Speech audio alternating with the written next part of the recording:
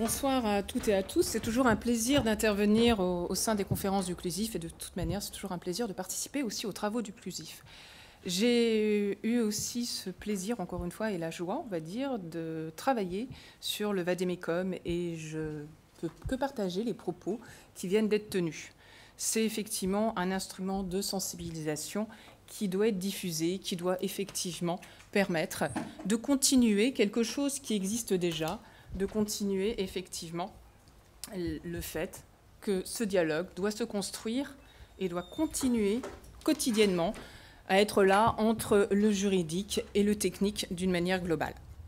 Pas que le technique aussi, je dirais, avec tous les métiers d'une entreprise. C'est de la co-construction et il y a un système d'information, le monde digital, l'économie de la donnée ou l'économie, on va dire, de manière générale, appelle ce travail en commun et la prise en compte, effectivement, du cadre réglementaire. Effectivement, on m'a demandé de vous parler des réglementations. Alors, des réglementations, je ne serai pas exhaustive. Je vous rassure tout de suite, mon propos se veut pragmatique, que vous ressortiez, on va dire, grâce à ces slides, effectivement, avec des idées, avec un calendrier en tête, avec des perspectives et avec, effectivement, des bons réflexes juridiques pour garder en tête et effectivement se dire attention, un cadre va arriver, attention, c'est européen, attention, je dois penser effectivement par rapport à la taille de ma structure à ce cadre-là. Ce nuage de mots, en fait, rappelle quoi? Rappelle que les enjeux, on va dire, sont quotidiens. La réglementation est là. On ne subit pas une réglementation. On est là, et en tant qu'avocat, je suis là aussi pour vous conseiller, pour vous assister et pour que vous défendre le cas échéant. Mais en aucun cas subir. C'est aussi un instrument de la confiance. Le contrat est l'instrument de la confiance, on va dire, depuis, je dirais, pour faire une formule simpliste, depuis la nuit des temps. Mais cette confiance, cette transparence, des mots qui sont peut-être, on va dire, si je peux me permettre, tendance, sont une vraie réalité en tant qu'avocat. Et doit être aussi votre réalité dans le cadre d'une entreprise, dans le cadre d'une administration, dans le cadre, on va dire, d'une relation professionnelle de business. Les réglementations, sans vouloir être exhaustive, j'ai choisi, on va dire, de vous parler, en accord avec le CLUSIF, de quelques textes. Quelques textes dont déjà les acronymes sont connus. Alors, 25 mai 2018, tout le monde connaît cette date, RGPD. Le but de mon propos, et comme ça a été répondu à maintes reprises, ce ne sera pas de revenir dessus, mais gardez cette date en tête, 25 mai 2018. Si on reste dans le domaine de la protection des données à caractère personnel, e-privacy. Ayez, quand vous travaillez sur votre conformité RGPD, déjà, avec votre service juridique, votre avocat, la perspective de e-privacy. Vraiment garder cette idée en tête, et ce texte en tête, puisqu'on a déjà des projets, en tant qu'avocat, on sait déjà, même si tout n'est pas tranché, les grands axes. Le point, on va dire, données personnelles. Autre texte, à mon sens extrêmement important, et je reviendrai un peu plus avant dans le cadre de la présentation, c'est le secret des affaires. Donc le secret des affaires, c'est une directive, donc ça veut dire une loi de transposition. Actuellement, on n'a pas connaissance du texte. Là, c'est 9 juin 2018. Donc vous voyez, avant l'été 2018, beaucoup de textes sont censés arriver. Dernier texte, entre guillemets, sur ma chronologie non exhaustive, c'est la directive Nice, de cet acronyme. 9 mai 2018. Toutes ces réglementations, l'objectif est le même, et il a toujours été le même. Ça a été assurer un niveau élevé de conformité, de transparence, de sécurité, de nos droits, de nos protections, tant d'une entreprise par rapport à ses salariés, par rapport à ses actifs, par rapport à son savoir-faire, que par rapport à ses clients, que par rapport aussi à nous citoyens, que ce soit l'entreprise ou l'administration. Mais de manière globale, chaque entité doit être acteur de sa conformité. Niveau commun de sécurité. Sécurité, donc, une directive. Alors, il faut savoir que si je fais un léger, on va dire, retour en arrière avant l'adoption de cette directive dont l'acronyme est NIS, mais c'est assurer un niveau élevé commun de sécurité des réseaux et des systèmes d'information dans l'Union. En France et en Europe, il y a déjà depuis de nombreuses années des travaux sur la volonté d'avoir un cadre global de protection de nos systèmes d'information, de protection, de cybersécurité. Donc cette directive s'inscrit sur le plan européen dans un plan de protection de la cybersécurité. Donc c'est un texte, il y en aura d'autres aussi. C'est une directive, donc ça suppose une loi de transposition. Le projet de loi a été déposé donc il y a quelques jours. Je reviendrai dessus, je reviendrai sur quelques notions clés. En revanche, en France, on a déjà un cadre. Certains acteurs, certains secteurs d'activité sont déjà très sensibilisés à un niveau élevé de sécurité des systèmes et des réseaux. Ces acteurs qui sont déjà sensibilisés sont ceux qui sont concernés par la loi de programmation militaire. Donc en France, il y a aussi l'Agence nationale de sécurité des systèmes d'information qui fait un travail extrêmement important dans le cadre de cette protection et de cette sensibilisation. Pardon. Donc effectivement, différentes notions.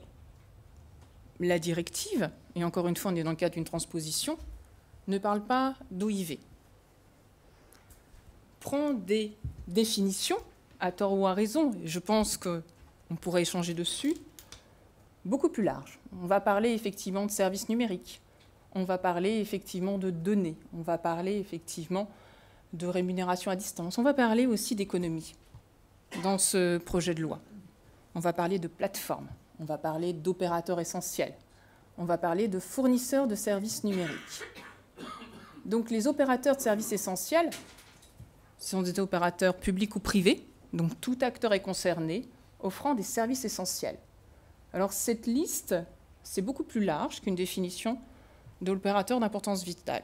Cette liste, pour l'instant, si, encore une fois, c'est un projet de loi qui vient d'être déposé, donc le débat n'a pas eu lieu, le débat parlementaire n'a pas encore eu lieu. Donc si on se juge à l'étude d'impact qui a été déposée en complément, c'est effectivement un cadre plus large pour pouvoir couvrir tous les secteurs d'activité de notre économie ou de notre administration. Une volonté aussi de protéger effectivement les réseaux, les systèmes d'information avec l'État par l'intermédiaire de l'ENSSI qui devra établir une liste de tous ces acteurs. Autre acteur concerné dans le cadre de ce niveau commun de sécurité, ça va être les fournisseurs de services numériques. Ces fournisseurs de services numériques, ça va être effectivement les plateformes, les acteurs. Alors on pense effectivement à des acteurs européens, on pense aussi à des acteurs américains. Voilà, on pense effectivement à toute cette économie mondiale, aux moteurs de recherche en ligne qui vont devoir effectivement respecter aussi des exigences. Des obligations de part et d'autre. Un point à retenir qui va être aussi important, il y a déjà une pratique, ça va être la notification des incidents. Il ne faut pas confondre, c'est pour ça que je fais juste un léger, on va dire, pas de côté par rapport au règlement général donné à caractère personnel. Ce n'est pas la même notification, ce n'est pas les mêmes violations, ce ne sont pas les mêmes acteurs en cause, ce ne sont pas les mêmes organismes qui devront le traiter, ce ne sont pas les mêmes sanctions. Donc, effectivement, notification des incidents qui vont se faire auprès de l'ENSSI, avec effectivement des prises en compte de certains acteurs. Une coopération avec l'ENSSI. Donc effectivement, les États membres ont un rôle moteur et l'Agence nationale des systèmes d'information a un rôle extrêmement important dans la définition des prérequis qui vont être techniques, dont effectivement les contrôles, les mesures d'audit qui vont devoir être faites et effectivement les notifications des incidents. Tout ça pour garantir un niveau commun élevé de sécurité. Sanctions. Ce ne sont pas les mêmes sanctions, effectivement. Non-déclaration des incidents, 75 000 €. Par exemple, quand je suis un OSE. Voilà. Donc, on est effectivement dans des contraintes, dans des sanctions qui s'illustrent par rapport à un non-respect de ces mesures. Second texte dont je souhaitais vous parler, qui est très différent. Là, on quitte la sécurité, on va dire, opérationnelle, physique, logique, le cas échéant, pour un texte qui, en France, est un petit peu un serpent de mer. Ça fait des années, voilà, des années dont on entend parler du secret des affaires. Des projets de loi, des propositions de loi, des amendements. Elles n'ont jamais abouti. Ces textes n'ont jamais abouti. Le dernier à avoir déposé un amendement qui aurait introduit un secret des affaires, c'est notre président actuel, il y a 2-3 ans. L'Europe s'est saisie de cette protection du secret des affaires dans une volonté aussi de protéger, et peut-être une volonté aussi offensive, notre économie par rapport à la situation outre-Atlantique, où une protection du secret des affaires est déjà une réalité, une existence, depuis bien des années, avec un texte qui s'appelle le Cohen Act. Donc, une directive qui, effectivement, a un nom extrêmement long, puisqu'il prend en compte différents éléments de nature juridique très différentes, le secret des affaires, des informations commerciales non divulguées, et avec une divulgation illicite. Donc, on sanctionne une divulgation non licite à contrario. Protection de l'entreprise. Définition extrêmement large. Donc tous les organismes vont devoir effectivement, cette notion de secret des affaires, ils vont devoir l'appréhender, vont devoir définir, vont devoir effectivement mettre en place cette information, la qualifier, la quantifier. Qu'est-ce qui a une valeur commerciale? Qu'est-ce qui est valorisable? Comment protéger mon savoir-faire? Ne serait-ce peut-être qu'en mettant des process pour le récolter, pour le recueillir, pour le protéger. Quels sont ces dispositifs raisonnables? Et là, encore une fois, les experts techniques et les experts juridiques vont collaborer, vont se parler. Puisqu'en fait, des dispositifs raisonnables, est-ce que c'est du chiffrement? Est-ce que c'est du marquage? Voilà, plein de solutions existent. L'enjeu, effectivement, est capital. Capital en termes de protection du savoir-faire, en termes de protection du patrimoine informationnel de l'entreprise. On est au-delà de la propriété industrielle, on est au-delà de la valorisation de l'immatériel. On est effectivement savoir qu'est-ce qu'au sein d'une entreprise ou d'un organisme, de manière générale, je veux considérer comme secret, qui va être habilité, de certaines manières, et comment je vais diffuser ces informations.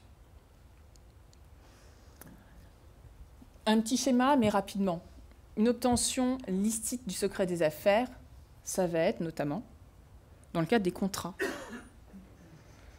On a tous entendu parler de l'acronyme anglais, NDA, accord de confidentialité. C'est une divulgation licite de quelque chose qui n'est pas qualifié à l'heure actuelle de secret des affaires, mais d'information confidentielle, qui est définie.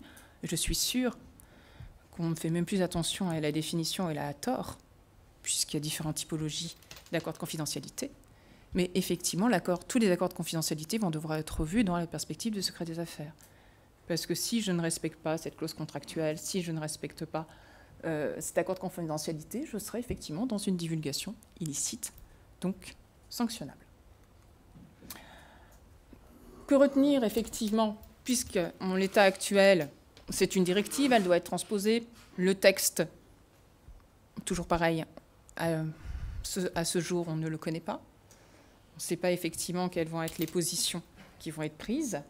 En revanche, on sait, comme je vous le disais, qu'avant l'été 2018, si la France respecte les délais de transposition, alors il faut savoir aussi que ça fait partie de la spécialité française de transposer souvent en retard.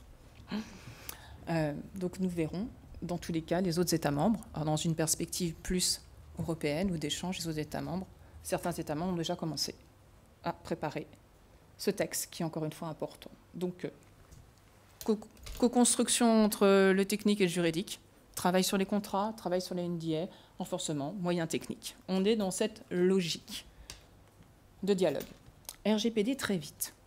Très vite parce qu'en fait, le seul point là-dessus, c'est garder en tête qu'il y a l'actualité. L'actualité du projet de loi modifiant la loi de janvier 1978. Parce que même si c'est un règlement, donc un règlement européen directement applicable, voilà, il y a quand même il va y avoir des modifications au sein de notre loi informatique et liberté. Le calendrier, a priori, devrait être plutôt rapide, ce qui est annoncé. Voilà, il faut savoir que d'autres États membres ont déjà pris des lois précisant la loi informatique et liberté. Je pense à l'Allemagne, à l'Espagne ou autres. Mais l'actualité va être plutôt riche. Que retenir? Vous avez tous entendu parler, effectivement, de cette accountability, des organigrammes internes qui vont devoir évoluer avec un délégué à la protection des données ou non. Effectivement, des nécessités de faire des contrats ou autres. Il faut que ce réflexe que vous avez ou que vous allez peut-être avoir, et je vous le souhaite dans le cadre de cette conformité RGPD, soit pris d'une manière globale. C'est pour ça que je me permets d'en parler très succinctement. Global dans le cadre de Nice, dans le cadre du secret des affaires. Je ne parlerai pas des réglementations sectorielles, mais certains secteurs d'activité, banque, finance, sont aussi des réglementations qui arrivent en janvier 2018. Voilà. Donc, des exemples concrets. Quitte à faire une cartographie des traitements de données caractère personnel, essayons de globaliser pour mettre en place des cartographies de l'information. Voilà. Essayez, encore une fois, et les actions de sensibilisation seront prises en charge et en œuvre d'une manière globale. Tout à l'heure, dans mon échelle du temps, dans mon calendrier, j'évoquais le RGPD, mais surtout, je mettais déjà en alerte concernant e-privacy. Proposition de règlement concernant le respect de la vie privée, la protection des données à caractère personnel dans les communications électroniques. Donc tout ce qui est communication électronique, on va gérer effectivement la communication commerciale, les cookies, enfin énormément de données à caractère personnel que les services marketing ou autres ont besoin de collecter. Les métiers en ont besoin pour définir les nouveaux usages. Donc ce texte est connu, ce que je vous disais, ou ces textes pour l'instant sont connus. L'examen est peut-être en cours.